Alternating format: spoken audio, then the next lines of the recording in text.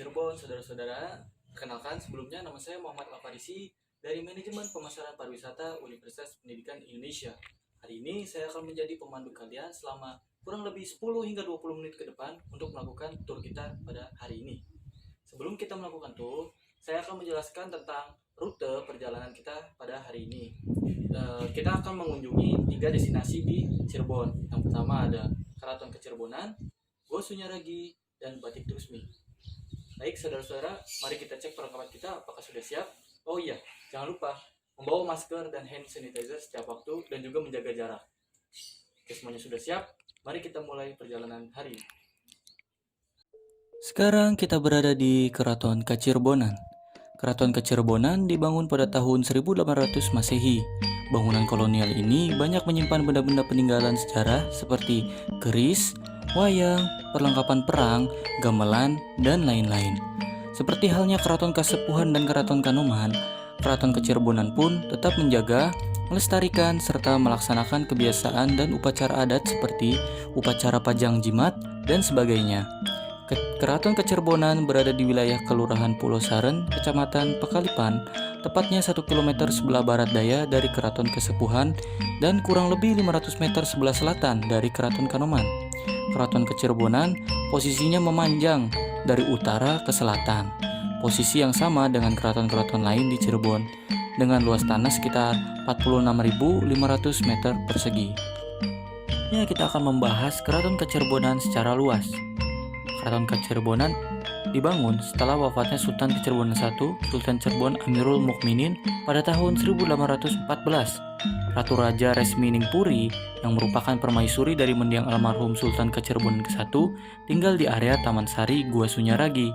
Tetapi dengan memiliki anak yang masih kecil dan baru berumur 5 tahun, yaitu Pangeran Raja Madenda Hidayat yang kelak menjadi Sultan Kacirebonan kedua, dia memutuskan untuk membangun sebuah keraton Kacirebonan di Pulau Saren dengan uang pensiunan yang selama ini ditolaknya. Pada masa awal pembangunan Keraton Kacirebonan, Ratu Raja Resminingpuri membuat bangunan induk keraton yaitu paseban dan tajuk atau musola. Bangunan induk keraton sebagai tempat tinggal sehari-hari Sultan beserta keluarganya. Bangunan ini terdiri dari beberapa ruangan, antara lain ruang tidur, ruang kerja Sultan, pecira, kamar jimat, prabayasa, dapur, dan teras. Paseban, terdapat 2 buah bangunan paseban di kompleks Keraton Kacirebonan, yaitu di barat dan di timur. Berdenah persegi panjang, paseban barat menghadap timur ditopang oleh 8 buah tiang dan 4 saka guru atau tiang utama, dan merupakan bangunan semi terbuka. Dinding sisi barat dan timur dipagari dengan tembok rendah, atapnya berbentuk joglo dengan penutup genteng. Tajuk atau musola terletak di sebelah barat bangunan induk, antara tajuk dan paseban dipisahkan oleh tembok, namun ada pintu penghubung di sisi barat tembok. Pelataran keraton ke arah selatan, pada pagar tembok terdapat gapura Kori Agung beratap joglo, yaitu pintu agung utama.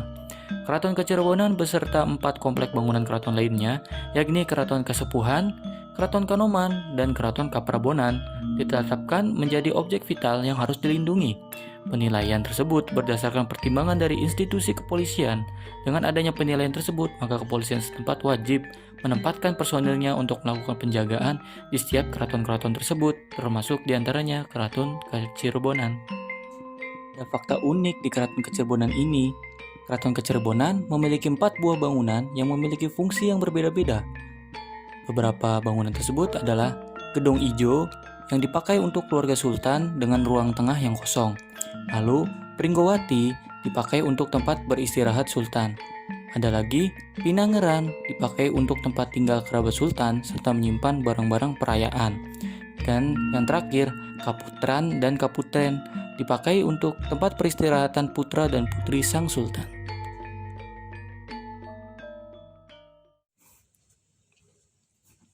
Seru banget ya perjalanan kita di Keraton Kacirebonan. Coba kalian sebutin di kolom komentar apa hal yang paling berkesan buat kalian di Keraton Kacirebonan. Selanjutnya kita akan memulai perjalanan baru ke destinasi yang baru juga. Kemana? Ayo kita menuju ke Gua Sunyaragi.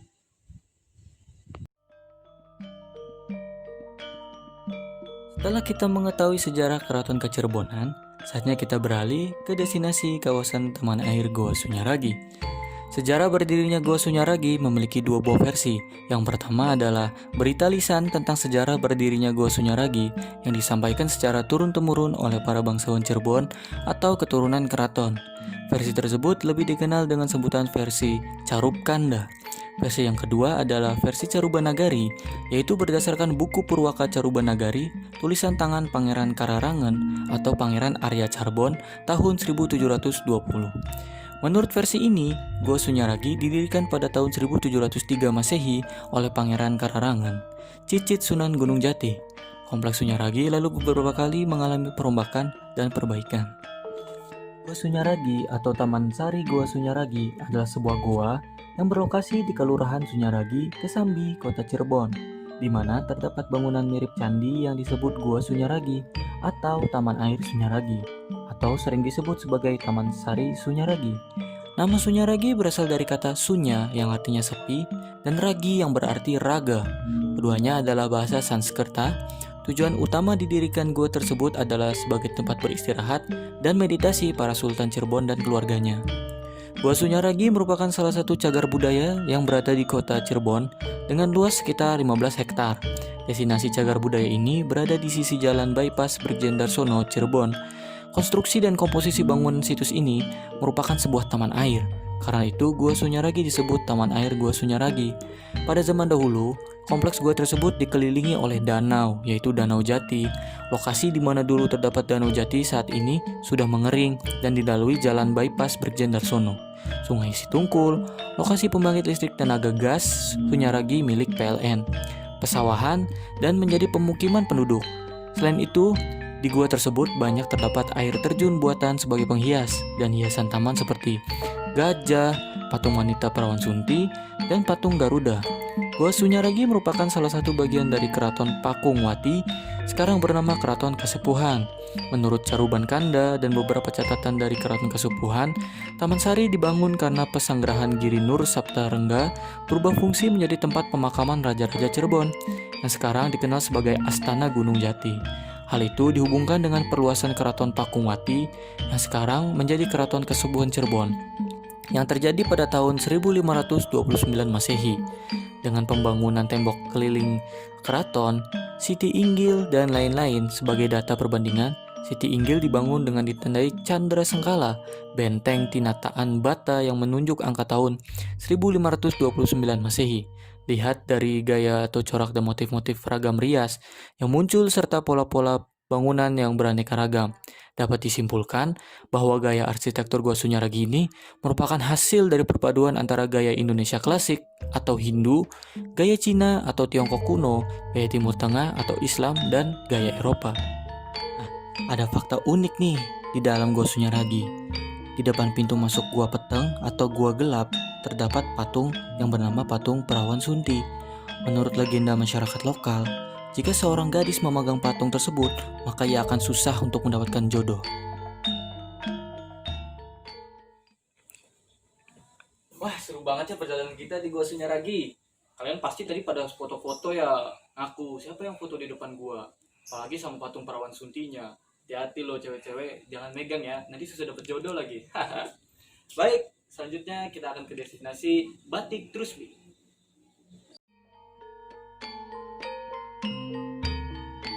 Setelah kita melakukan perjalanan di Gua Sunyaragi, saatnya kita melanjutkan perjalanan menuju kawasan wisata Batik Trusmi. Kawasan Batik Trusmi didirikan pada abad ke-14 dengan pendirinya yaitu Ki Gede Trusmi. Kampung Batik Trusmi ini merupakan pusat industri batik di Cirebon sekaligus sebagai tempat wisata kuliner. Kampung ini terletak di Pleret, Cirebon, sekitar 4 km di sebelah barat kota Cirebon. Pengrajin batik di desa ini dan di sekitarnya berjumlah dengan total lebih dari 3.000 tenaga kerja. Sejarahnya, kisah membatik desa Trusmi berawal dari peranan Ki Gede Trusmi, salah satu seorang pengikut setia Sunan Gunung Jati yang mengajarkan seni membatik sembari menyebarkan agama Islam. Sampai sekarang, makam Ki Gede masih terawat baik. Setiap tahun dilakukan upacara cukup khidmat, upacara ganti welid atau atap rumput, dan ganti sirap setiap 4 tahun. Di sepanjang jalan utama yang berjarak 1,5 km dari desa Trusmi sampai Panembahan, saat ini banyak kita jumpai puluhan showroom batik. Berbagai papan nama showroom tampak berjejer menghiasi setiap bangunan yang ada di tepi jalan. Munculnya berbagai showroom ini tak lepas dari tingginya minat masyarakat, terutama dari luar kota, terhadap batik Cirebon dari mulai showroom batik hingga online shop. Batik Trusmi ini berhasil menjadi ikon batik dalam koleksi kain nasional. Batik Cirebon sendiri termasuk golongan batik pesisir, tetapi juga sebagian batik Cirebon, termasuk dalam kelompok batik keraton. Hal ini dikarenakan Cirebon memiliki dua buah keraton, yaitu Keraton Kasepuhan dan Keraton Kanoman, yang konon berdasarkan sejarah dari dua keraton ini muncul beberapa desain batik Cirebonan klasik yang hingga sekarang masih dikerjakan oleh sebagian masyarakat desa Trusmi, diantaranya seperti motif Mega Mendung, Paksi Naga Liman, Patran Keris, Patran Kangkung, Singa Payung, Singa Barong, Banjar Balong, Ayam Alas, Sawat Penganten, Katewono, Gunung Diwul, Simbar Menjangan, Simbar Kendo, dan lain-lain. Saat ini pengelolaan kawasan seni sentra batik Trusmi dikelola oleh pemerintah Kabupaten Cirebon, serta warga dan pemerintah desa Trusmi itu sendiri. Di kawasan ini kita juga bisa menikmati berbagai hidangan khas Cirebon seperti tahu gejrot, nasi lengko, nasi jamblang, empal gendong, dan masih banyak jajanan khas lainnya. Ada fakta unik di balik kawasan batik Trusmi ini. Awalnya, batik Trusmi digunakan sebagai media penyebaran agama Islam dengan menggunakan budaya dan keterampilan warga desa Trusmi dalam membatik. Hal ini bisa dilihat dari berbagai motif yang menggambarkan keagungan Allah Subhanahu wa Ta'ala dengan motif tumbuhan, hewan, serta berbagai aspek kehidupan yang tertera di dalam motif batik.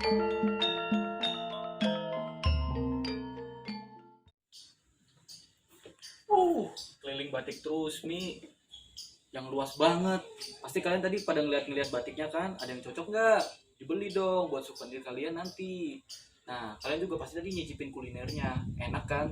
Itulah kuliner Cirebon, enak-enak dan mantap. Tidak kerasa ya, tur kita pada hari ini telah selesai. Kita telah berada di penghujung acara. Sebelum saya tutup, saya harap saudara sekalian menerima perjalanan kami dengan baik dan memberikan pengalaman yang baru bagi saudara-saudara sekalian. Bila ada sumur di ladang, bolehlah kita menumpang mandi. Bila ada umur panjang, bolehlah kita berjumpa lagi. Assalamualaikum warahmatullahi wabarakatuh.